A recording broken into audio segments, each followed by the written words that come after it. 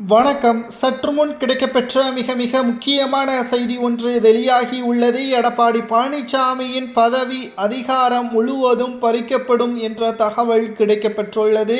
வருகின்ற சட்டசபை தேர்தலில் அதிமுக கூட்டணி தோல்வியடைந்தால் எடப்பாடி பழனிசாமி தான் முழுமையான காரணம் என்று OPS அவர்கள் திமுகவின் மேடையிலேயே பேசியுள்ளார்.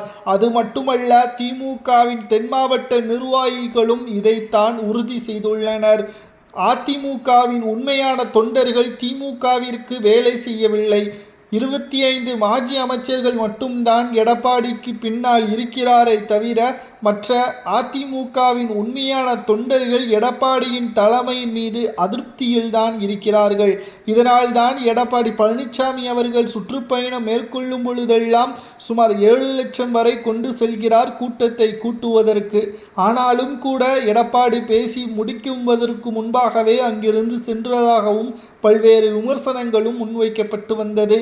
மேலும் எடப்பாடி பழனிசாமி அவர்கள் நினைத்து கொண்டிருக்கிறார், OPSஐயும் விலக்கிவிட்டோம், கட்சிக்கு தன்னுடைய பதவியை பறிக்கக்கூடிய நபராக இருந்த சசிகலாவையும் அதிமுகவில் இருந்து நீக்கிவிட்டோம், இனி அதிமுகவை யாரும் கைப்பற்ற முடியாது என்று நினைக்கிறார். உண்மைதான், அதில் மாற்று கருத்து கிடையாது.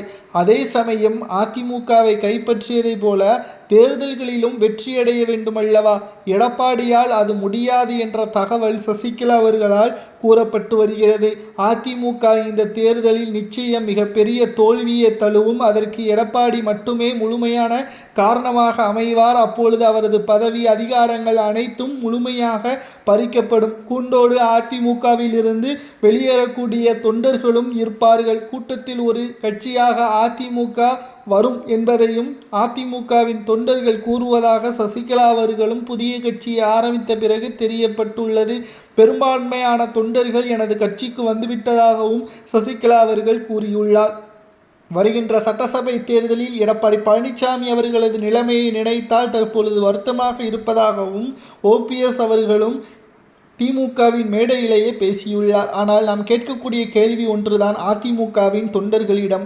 உண்மையான அதிமுகவின் தொண்டர்கள் எடப்பாடியின் செயல்பாடு சரியாக இருக்கிறதா? அவர் வெற்றியடைவதற்கு என்ன வேண்டுமானாலும் செய்யக்கூடியவர் என்பதில் மாற்று கருத்து கிடையாது. ஆனால் தொண்டர்களை நம்ப வைப்பதற்கு அவரால் எந்த ஒரு முயற்சியும் மேற்கொள்ள முடியாது. முதலில் பாஜகவுடன் கூட்டணி கிடையாது என்று மக்களவைத் தேர்தலில் ஜெயலலிதா மீது அவர்களது சத்தியம் செய்தார். அம்மா அவர்கள் மீது சத்தியம் செய்தே கூட்டணியை மீண்டும் உறுதி செய்து விட்டார். துரோகியாக எடப்பாடி இருப்பதாகவும் பலரும் குற்றம் சாட்டி வருகிறார்கள். எடப்பாடியின் பதவியை பறிக்கலாமா வேண்டாமா என்பதை உண்மையான தொண்டர்கள் கூறுகிறார்கள்.